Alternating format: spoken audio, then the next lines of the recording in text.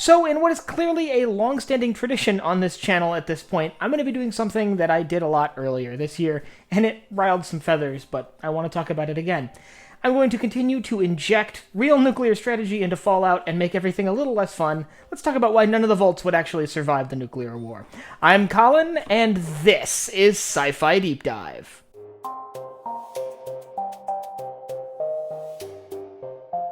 Remember, if you enjoyed this video, to head down below and hit that subscribe button. So before we begin, I want to throw a couple things out there to get these out of the way. I will be working on a few assumptions. Number one, we're assuming that the nuclear strikes we see on the United States in both the Fallout TV show and the video games are, number one, in the same canon, and number two, that they're playing out the way the games depict them as a Chinese nuclear first strike as American forces close in on Beijing. Secondly, I am going to basically breeze over the fact that the vaults themselves weren't ever designed to actually keep anyone alive and were instead incredibly elaborate social experiments designed to test people in extreme societal environments.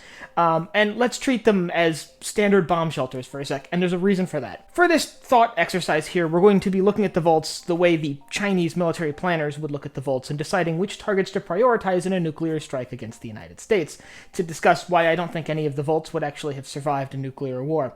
So, we have to work on the assumption that they know as much as the American public knows, and the American public didn't know that these vaults were all societal experiments, so we can work on the assumption that Chinese military leadership didn't know either. So first things first, we have to look at and define the nuclear strikes we see at the start of the TV show and in Fallout 4. And I want to real quickly talk a little bit about nuclear strategy and breaking nuclear attacks into two categories: counter force and counter value. Counter force attacks would be hitting things like command and control centers and strategic military sites like missile silos and air bases and such, where a counter value strike would hit mainly civilian targets, things like infrastructure, large population centers that don't necessarily serve a large strategic value, like home to factories and such.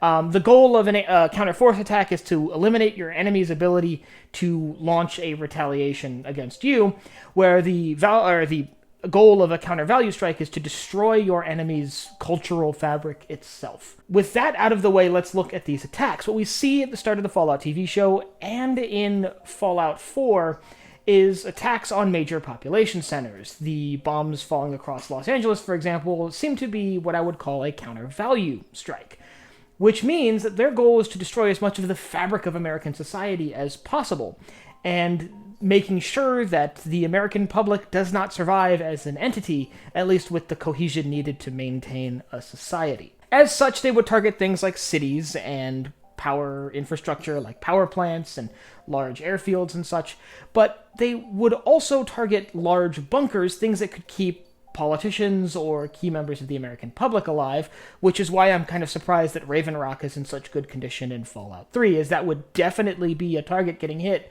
by a ground burst bomb designed to dig something out of the dirt. But you think that sort of target profile would extend to basically all civilian nuclear shelters as well. The vaults themselves prove a tantalizing target. Hitting those would essentially wipe out a chunk of surviving American population and ensure that the Americans couldn't rebuild following a nuclear war and continue to pose a threat to the People's Republic of China, which by that point wouldn't exist, but, you know, the strategy has to work on the assumption that both countries survive in some way, shape, or form. And the vaults, by the way, are no secret. They are known, their locations are known, they'd be very, very easy to target, and they don't appear to be deep enough underground to be necessarily immune from a ground burst nuclear weapon dropped directly on the vault's location. Now this is where we get a bit of a disconnect between the Fallout universe and real life, because in real life, nuclear weapon yields have remained relatively constant for quite some time and are still fairly large, where in Fallout they're described as being relatively low yield. But the Fallout universe seems to have an obsession with building bunkers and underground facilities, which would, in my mind, denote the need for larger yield warheads. So it is theoretically possible that Chinese nuclear weapons simply weren't high enough yield to dig out a large enough crater, at least not anymore. But that being said, we do see some pretty substantial examples of massive craters dug by the detonation of nuclear weapons, so clearly there were some high-yield ground-burst nuclear detonations during the Great War. So all of this to say, the vaults would make a legitimate, reasonable target for the People's Liberation Army during their nuclear assault on the United States. But they clearly weren't hit.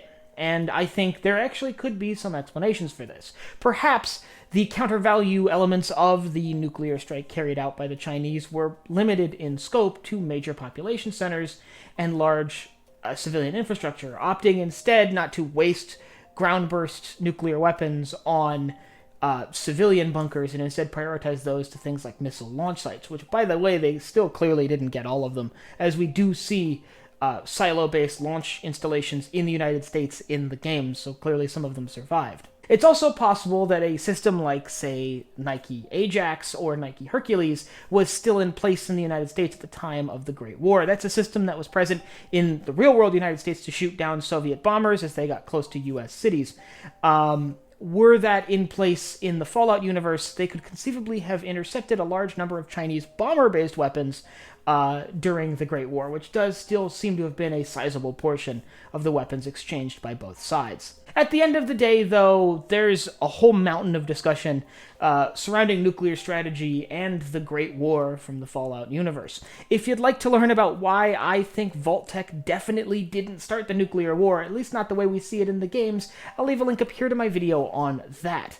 And I'd like you to let me know down in the comments whether you think the Vaults are legitimate targets. Why do you think the Vaults actually survived the war? If you were Chinese military leadership, would you target the Vaults or would you ignore them completely?